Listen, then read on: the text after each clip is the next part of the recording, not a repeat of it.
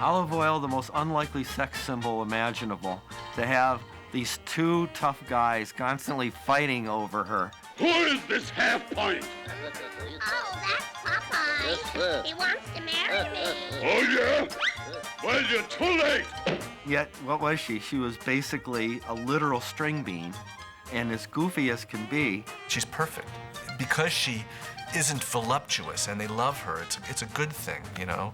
She's fickle, though. Popeye, I'm plain crazy about aviators. If I go away with one, goodbye, I'll live. She's one of the few female characters that they can do physical stuff with. They can tie her legs in knots. You know, they can wrap her arms around her neck. It's the kind of thing where I don't think there's ever been as flexible a cartoon character as Olive Oyl. She really embodies animation in that way. I think Olive Oyl is a wonderful character with her big feet, and she's taller than Popeye, and she's such a sucker for every man that's walking down the street, and she's so unpredictable. Ultimately, I think it was Olive Oyl I found the most interesting. She started as a stowaway on the boat that Popeye was first hired to sail, and he just found this woman stowed away, and it started with more or less a fight. It wasn't really love at first sight. She just gives him orders. She has no interest in him, and he doesn't really have any interest in her. Their first interaction was Olive saying, "Shut up," and she called him a bilge rat. But then it soon paid off later on, where Olive planted a kiss on Popeye, and the whole love of Popeye and Olive started.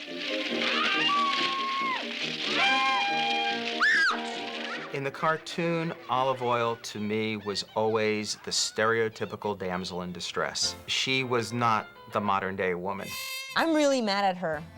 I'm really mad. As a woman? As a woman, I don't consider myself to be a hardcore feminist or even a feminist at that, but at least, you know, stick up for yourself every once in a while, you know? Like, don't rely on Popeye all the time. The comic strip was a little bit different in terms of its treatment.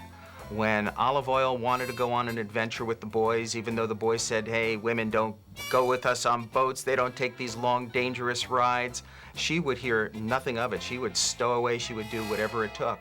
And she was a much stronger and actually much more interesting character in the comic strips, the way Seagar presented her.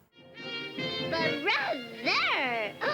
What a mess of muscle. She's always such a whiner, and she's like so fickle, and she's like a bit of a tart. You're a was-been, and I'm through with you. I like strong men.